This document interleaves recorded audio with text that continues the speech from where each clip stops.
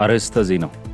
የዓለም ጤና ድርጅት ዋና ዳይሬክተር ዶክተር ቴዎድሮስ አድሃኖም በዚህ ሳምንት በደቡብ አፍሪካ ዳግም ያገረሸውን በውጭ ዜጎች ላይ ያነጣጠረ የጥቃት ማዕበል መመልከት እጅግ ልብ ሰባሪ መሆኑን ገለጹ። ዶክተር ቴዎድሮስ እንዳስገነዘቡት በጥቃቱ ሰለባ ከሆኑት መካከል አስቀድሞ በተፈጸመው ጥቃት የተገደሉ ቢያንስ 5 ኢትዮጵያውያንና በሞሴልቤ ከተማ ሕይወታቸውን ያጡ 5 የሞዛምቢክ ዜጎች ይገኙበታል ብለዋል። የሲቪል ማህበረሰብ ድርጅቶችና የልማት አጋሮች መንግስት የወር አበባ ንጽህና መጠበቂያ ምርቶች ላይ የገበያ ቁጥጥር እንዲያደርግ ጠየቁ። በምርቶቹ ላይ የታለሙ የችርቻሮ ዋጋ ቅናሽ በተገቢው መንገድ ተግባራዊ ያለመደረጉ ተነግሯል። ትሰሙታላችሁ። በዲሞክራቲክ ሪፐብሊክ ኮንጎ የተፈናቃዮች ካምፕ ውስጥ ከ2 ሳምንት በፊት የኢቦላ በሽታ የሞት አደጋ ማስከተሉን ተከትሎ የጤና ባለሙያዎች ከሟቾች ጋር ንክኪ የነበራቸውን ሰዎች ለመለየት ያደረጉት ጥረት በህዝቡ እምነት ማጣት ምክንያት እንቅፋት እንደገጠመው ተሰምቷል። እንነግራችኋለን።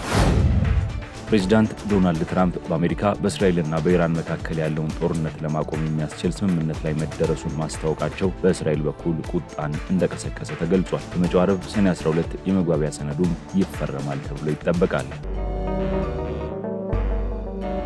እነዚህንና ሌሎች መረጃዎችን አብራችሁን ስትሆኑ የምታገኙ ይሆናል። ከዜናዎቹ ጋር ኃይለ ገብርኤል ታደሰ ነኝ።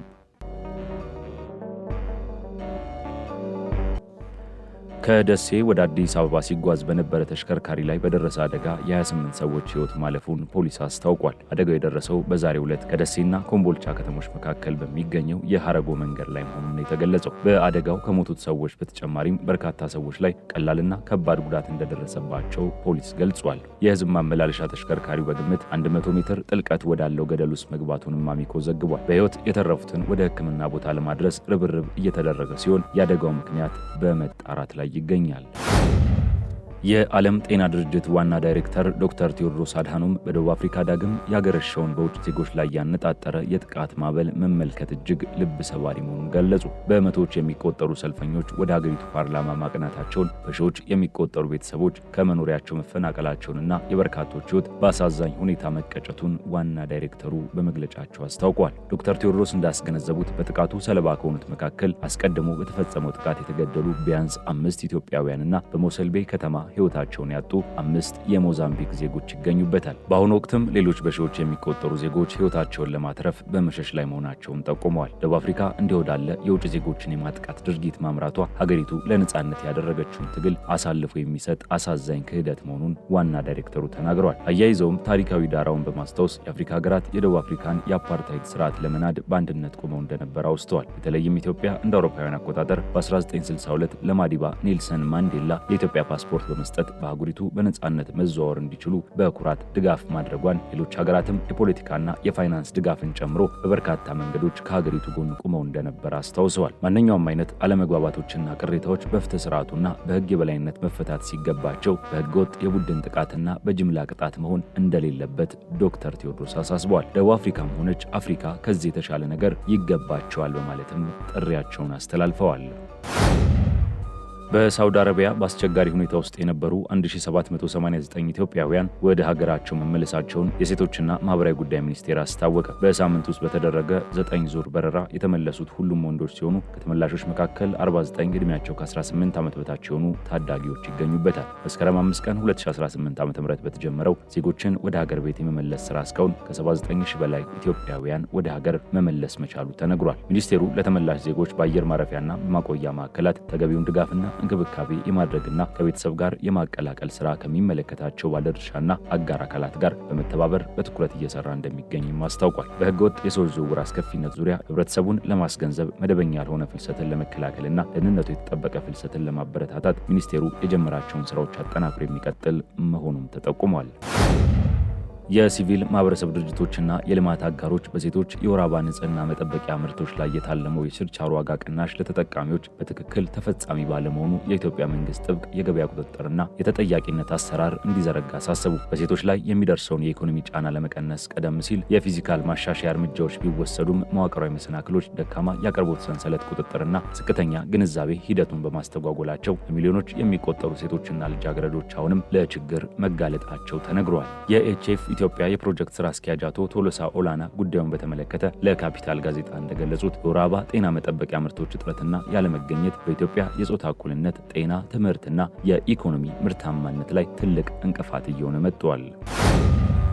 በጦርነት በምትታመሰው ዲሞክራቲክ ሪፐብሊክ ኮንጎ የተፈናቃዮች ካምፕ ውስጥ ከ2 ሳምንት በፊት የኢቦላ በሽታ የሞት አደጋ ማስከተሉን ተከትሎ የጤና ባለሙያዎች ከሟቾች ጋር ንክኪ የነበራቸውን ሰዎች ለመለየት ያደረጉት ጥረት በህዝቡ እምነት ማጣት ምክንያት እንቅፋት ገጥሞታል። ከግዛቱ የጤና መስሪያ ቤት ከዓለም ጤና ድርጅትና ከሌሎች የእርዳታ ተቋማት የተውጣጡ የጤና ባለሙያዎች ስራቸውን ለማከናወን ቢሞክሩም የሞቱት በኢቦላ ነው የሚለው እውነታ ባልተቀበሉና በተቆጡ የአካባቢው ነዋሪዎች ተባረዋል። ይህ ከህብረተሰቡ ጋር የተፈጠረው አለመግባባት የጤና ባለስልጣናት አብዛኞቹ ከብሔር ግጭት በሸሹ ወደ 30 ሺህ የሚጠጉ ነዋሪዎች በተጨናነቀው በዚህ ካምፕ ውስጥ ሊከሰት የሚችለውን የኢቦላ ስርጭት ለማስቆም የሚደረገውን ጥረት አዳጋች አድርጎታል። ወረርሽኙ መከሰቱ ከተገለጸ ከአንድ ወር ወዲህ በሽታው እንዳይስፋፋ በሚል በተጣለ የጥንቃቄ ገደብ ምክንያት የሚወዷቸውን ሰዎች መቅበር ባለመቻላቸው በተቆጡ ወይንም ደግሞ ኢቦላ የፈጠራ ወሬ ነው ብለው በሚያምኑ የአካባቢው ነዋሪዎች በበርካታ የህክምና ማዕከላት ላይ ጥቃት ተፈጽሟል። በህክምና ማዕከላት ላይ እየደረሰ ያለው ጥቃት እንደ አውሮፓውያን አቆጣጠር ከ2018 እስከ 2020 በምስራቃዊ ኮንጎ በነበረው ወረርሽኝ ወቅት ታጥቀው በነበሩ ቡድኖችና በሲቪሎች ከ25 በላይ የጤና ባለሙያዎች የተገደሉበትን አሳዛኝ ክስተት የሚያስታውስ ሆኗል። በህዝቡ ዘንድ ያለው የእምነት ማጣት ከወሳኝ የህክምና ቁሳቁሶች እጥረትና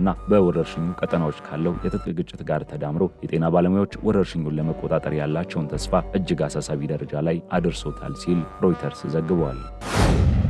ፕሬዚዳንት ዶናልድ ትራምፕ በአሜሪካ በእስራኤልና በኢራን መካከል ያለውን ጦርነት ለማቆም የሚያስችል ስምምነት ላይ መደረሱን ማስታወቃቸው በእስራኤል በኩል ቁጣን እንደቀሰቀሰ ተገልጿል። አሜሪካና ኢራን በመጪው ዓርብ ሰኔ 12 የመግባቢያ ሰነድ ይፈርማሉ ተብሎም ይጠበቃል። የአሜሪካ ባለስልጣናት ስምምነቱ ኢራን የኒኩሌር ጦር መሳሪያ እንዳታገኝ የሚያግድና በመካከለኛው ምስራቅ አዲስ የሰላም ምዕራፍ የሚከፍት መሆኑን እየገለጹ ይገኛሉ። እስራኤል በአንጻሩ ተቃውሞና ስጋት እያነሳች ትገኛለች። ጠቅላይ ሚኒስትር ቤንያሚን ኔታንያሁ እስራኤል የዚህ ስምምነት አካል እንዳልሆነችና በሊባኖስ ከያዘቻቸው ይዞታዎች እንደማትወጣ በይፋ አስታውቀዋል። በሊባኖስ ላይ የተሰነዘረው የቅርብ ጊዜ አየር ጥቃት ዲፕሎማሲያዊ ግፊት እንዲጠናከር ማድረጉ የተገለጸ ሲሆን እስራኤል በቤሩት ደቡባዊ የከተማ ክፍሎች ላይ የምታደርገውን ጥቃት እንድታቆም ከፍተኛ ጫና እየተደረገባት ይገኛል። ስምምነቱ ከ2015 የኒኩሌር ስምምነት ይልቅ ጥብቅ ቁጥጥር እንደሚኖረው ቢነገርም ዝርዝር ጉዳዮች ከፊርማ በኋላ በሚደረጉ ድርድሮች እንደሚወሰኑ ታውቋል። ይህም በእስራኤልና በትራምፕ አስተዳደር መካከል ያለውን ግንኙነት በከፍተኛ ሁኔታ ውጥረት ውስጥ ከቶታል ሲል አልጀዚራ ዘግቧል።